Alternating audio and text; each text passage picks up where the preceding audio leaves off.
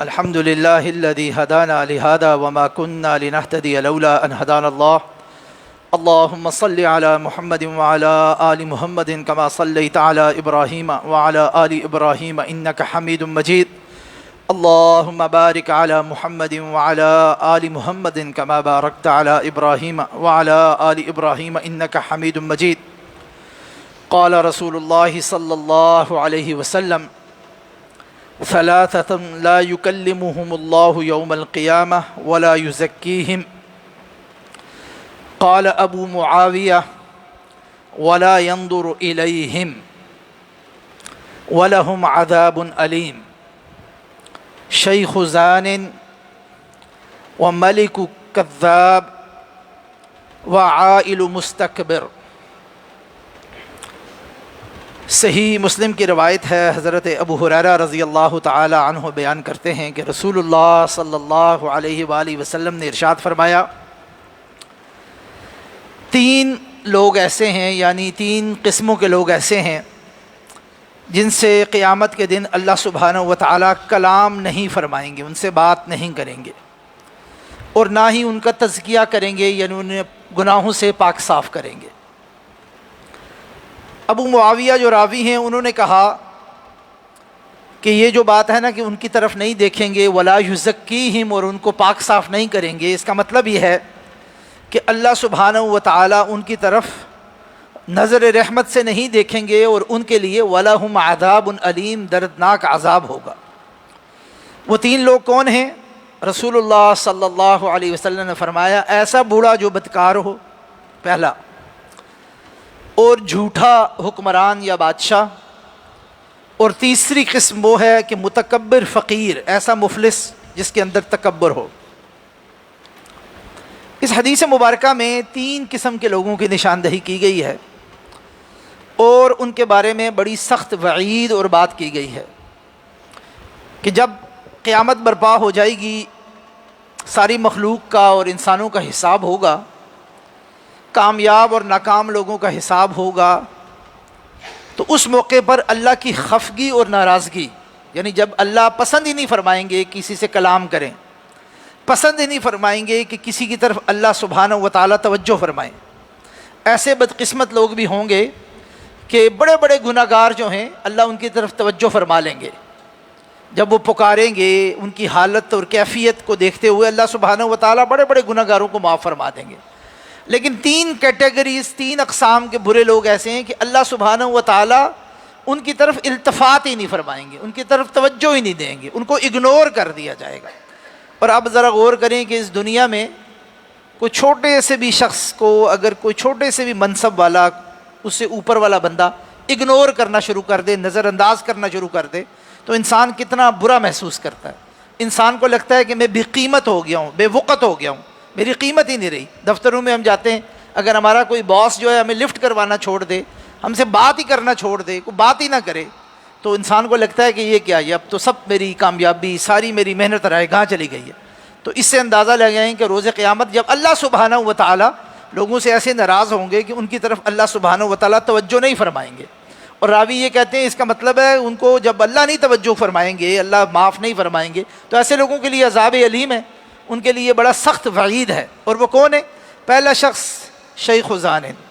ایسا بوڑھا جو زانی ہے، جو بدکردار ہے۔ اب ظاہر بات ہے، یہ بات معلوم ہے کہ بدکرداری، اور بدکرداری بھی اس لیول کی جو الٹیمیٹ لیول کی، یعنی یہاں پہ چونکہ زانی کا لفظ استعمال ہوا ہے کہ بدکرداری بھی الٹیمیٹ لیول کی،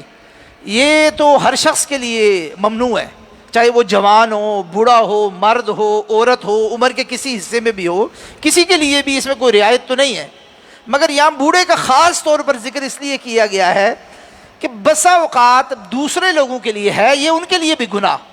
اور بہت بڑا گناہ ہے، ان کے لیے بھی سزا ہے۔ اگر شادی شدہ زانی ہو، بدکردار آدمی ہو، تو کیا سزا ہے اس کی؟ کہ اس کو کیا کر دیا جائے؟ رجم کر دیا جائے۔ اور اگر غیر شادی شدہ ہو تو اس کے لیے کوڑوں کی سزا ہے، اور اس کو در بدر کرنے کی سزا ہے۔ لیکن یعنی سزا ان کے لیے بھی ہے،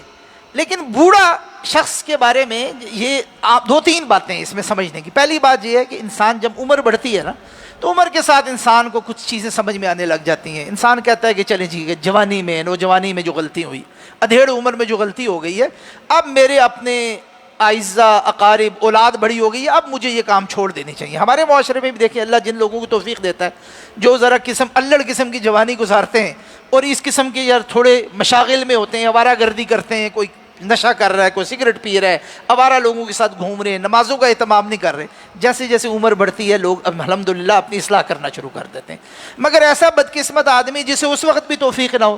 یعنی جوانی میں بھی اس نے یہ کام کی اور اب بوڑھا ہو کے بھی یہ کام کر رہا ہے، اس میں بھی اس کو کوئی حیا نہیں آ رہی، اپنی اولاد کی حیا نہیں آ رہی، اپنی عمر کی حیا نہیں آ رہی، پھر اس بات کی حیا بھی نہیں آ رہی کہ اب میں کمزور ہو گیا ہوں، اب میرا وقت کم رہ گیا، اللہ سبحانہ و تعالیٰ کے سامنے پیش ہونا ہے۔ اس کے ساتھ والے لوگ جو ہیں وہ چھوڑ گئے برے کام، مگر یہ پھر نہیں، یعنی ساتھ کی ساری سوسائٹی ایک ایک کر کے یا دنیا سے چلی گئی یا برے کام چھوڑ دیے، یہ نئے برے جو اس کے کمپینین ہیں، جو ساتھی ہیں، وہ تلاش کرتا ہے، اپنی نئی ٹیم بناتا ہے، تو اس پہ اللہ سبحانہ و تعالیٰ کو غضب آتا ہے۔ اور پھر سب سے بڑھ کر یہ کہ اب اس کی جان میں جان نہیں ہے، جو بد کرداری یہ کر رہا ہے اصل میں یہ بد کرداری کرنے کے بھی قابل نہیں ہے، مگر حالت اس کی یہ ہے کہ ایک ایسی برائی اس کے کردار میں موجود ہے کہ یہ اس کو چھوڑنے کو تیار نہیں، یعنی ایک نہیں، اس کی متعدد وجوہات ہیں، اس پر اللہ سبحانہ و تعالیٰ اتنے غضبناک ہوتے ہیں۔ یہ بندہ اللہ دوسرے زانی بھی بد کردار لوگ بھی اللہ سبحانہ و تعالیٰ کو پسند نہیں ہے، برے لگتے ہیں، مگر یہ خاص طور پر برا لگتا ہے، اس لیے وہ لوگ جن کی اللہ نے ریش کو اگر عطا کی ہے وہ سفید ہو چکی ہے، سر کے بال سفید ہو گئے ہیں، کمر میں خم ٹیڑھا پن آنے لگ گیا ہے، اور انسان کو کمزوری محسوس ہونے لگ گئی ہے، اور عمر کے اس حصے میں انسان جانے لگ گیا ہے کہ معاشرے میں معروف ہے کہ یہ اب اپنی عمر کا مین حصہ پورا کر کے اب یہ ڈھلوان کی طرف چلنا شروع ہو گیا ہے، کوئی زیادہ ڈھلوان میں چلا گیا ہے، کوئی ابھی اس کے قدم رکھ رہا ہے، ایسے تمام لوگوں کو اس حدیث مبارک اللہ کا الحمدللہ شکر کرنا چاہیے کہ انسان بدکرداری کے اس لیول پہ نہیں ہے، لیکن پیغام اس حدیث کا بڑا واضح ہے کہ ہر ایسا گناہ جو انسان کے اندر ہو جوانی میں ادھیڑ عمری میں، اس کو انسان جب بڑھاپے کی طرف جائے تو چھوڑ دینا چاہیے، پہلی یہ چیز۔ دوسری بات، ایسا حکمران جو جھوٹا ہو، اب اس حدیث مبارکہ کو بیان کریں اور یہ ٹکڑا بیان کریں تو لگتا ہی ہے کہ سارے ہی حکمران ادھر جائیں گے، ایسا ہی لگتا ہے نا، یعنی اب تو تصور ہی نہیں ہے کہ حکمران ہو اور جھوٹا نہ ہو، حکمران ہو اور سچا ہو، یہ کیسے ہو سکتا ہے؟ حکمران اور حکام صبح دوپہر شام وقتاً فوقتاً دن رات لوگوں کے ساتھ جھوٹ بولتے، جھوٹے وعدے، جھوٹی تسلیاں، جھوٹی کمٹمنٹس، جھوٹے اعلانات۔ اندازہ لگائیں کہ اس کی وعید اتنی سخت ہے کہ اللہ سبحانہ و تعالیٰ ان کی طرف دیکھیں گے نہیں، اللہ سبحانہ و تعالیٰ ان کی طرف دیکھیں گے نہیں۔ تو جو حکمران ہے، اور حکمران سے یہاں مراد ہر طبقے کے حکمران ہیں، یہ نہیں ہے کہ صرف جو سب سے اوپر بیٹھا ہوا حاکم ہے وہ بھی حاکم ہے، وہ ظاہر بات ہے بدرجہ اولا اس حکم میں شامل ہے، مگر جس کی جتنی رعیت ہے، جس کی جتنی حاکمیت ہے، ان سب کو اس حوالے سے بڑا محتاط رہنے کی ضرورت ہے، یہ بڑی سخت وعید ہے۔ مگر دوسری بات جو علماء نے اور محدثین نے اس کے ساتھ لکھی ہے، اس کے ساتھ کہیں یہ نہیں لکھا ہوا کہ اگر حکمران اس قسم کے ہو جائیں جن کو اللہ سبحانہ و تعالیٰ کی ناراضگی روز قیامت ملے تو ان کے خلاف جو ہے وہ بغاوتیں کر دی جائیں، معاشرے کے اندر فساد برپا کر دیا جائے۔ اسلام بڑا ہی ایک ایسا نیچرل دین ہے جس کی جتنی برائی ہے اس دنیا میں بھی اور آخرت میں بھی اللہ سبحانہ و تعالیٰ اس کا معاملہ فرمائیں گے، مگر کسی حکمران کے حکام کے برے ہونے کی وجہ سے اس کا تختہ الٹنے اور انقلاب برپا کرنے کے نام پر عام لوگوں کی جانیں اور گردنیں مارنا کہ جی اب ہم سارا نظام تبدیل کر لگے، اس کی بھی گنجائش نہیں ہے، اس میں بھی محتاط رہنا چاہیے۔ اور تیسری اور آخری قسم ان لوگوں کی ہے جن کے بارے میں رسول اللہ صلی اللہ علیہ وسلم نے فرمایا، ایسا متکبر، تکبر کا بھرا ہوا، نخرے کرنے والا، ایسا فقیر اور مفلس، پلے اس کے کچھ نہیں مگر اس کا ایٹیچیوڈ، اس کا مزاج یہ ہے کہ وہ آسمان سے نیچے نہیں اترتا۔ اب آپ دیکھیں تکبر بھی ہر شخص کے لیے منع ہے، امیر کے لیے بھی منع ہے، غریب کے لیے بھی منع ہے، درمیانے طبقے کے بندے کے لیے منع ہے، مرد عورت ہر بندے کے لیے تکبر برا ہے۔ تکبر کی تو